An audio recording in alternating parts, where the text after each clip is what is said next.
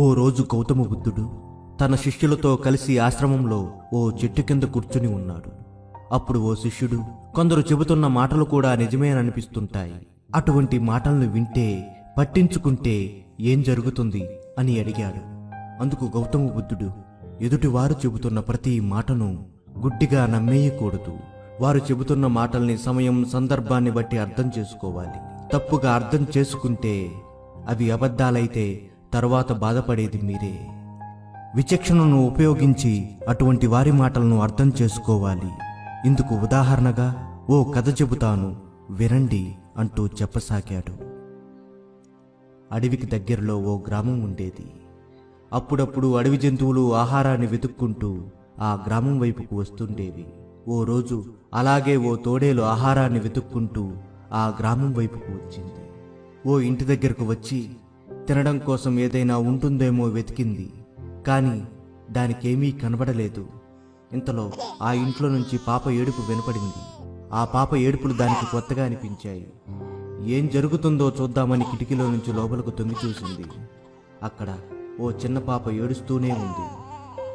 తల్లి ఎంతగా లాలించినా పాప ఏడుపు ఆపలేదు. దాంతో విసిగిపోయిన తల్లి, నువ్వు ఇలాగే ఏడుస్తూ ఉంటే మన ఇంటి చుట్టూ తిరుగుతున్న తోడేలుకు నిన్ను ఇచ్చేస్తాను అంటూ బెదిరించింది. ఆ మాటలు విన్న తోడేలు నోట్లో నీళ్లూరాయి. ఆ మాటలు నిజమేననుకుంది. నిజంగా పాపని ఇచ్చేస్తుందేమోనని ఇంటి బయట ఎదురు చూడసాగింది. ఎంతసేపటికి ఆ పాప ఏడుపు ఆపకపోవడంతో, భయపడుకు, తోడేలుకి ఇవ్వనులే, ఊరుకో పాప, మీ నాన్నగారికి చెప్పి ఆ తోడేలును బాగా కొట్టమని చెబుతాను అంటూ బుజ్జగించడం మొదలుపెట్టింది. అప్పుడే ఇంటికి వస్తున్న తండ్రిని చూసి నిజంగా తనను కొట్టడానికే వస్తున్నాడని, అప్పుడు దానికి ఏం చేయాలో తెలియక వెంటనే ఎటూ తప్పించుకోలేక పక్కనే ఉన్న బావిలోకి దూకింది. అందులో నీళ్లు లేకపోవడంతో తల బండరాలకు కొట్టుకుని వెంటనే మరణించింది.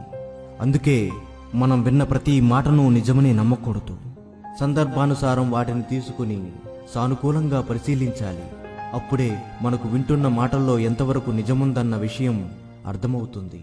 అలా కాకుండా ఇతరులు చెబుతున్న ప్రతి మాటను నమ్మితే నమ్మినందుకు వాళ్ళకు నష్టం కలగకపోవచ్చు, కానీ అది నిజమనుకొని నమ్మితే ఖచ్చితంగా నష్టపోయేది మాత్రం మీరేనని గుర్తుపెట్టుకోండి అని చెప్పి తన కథను ముగించాడు గౌతమ బుద్ధుడు.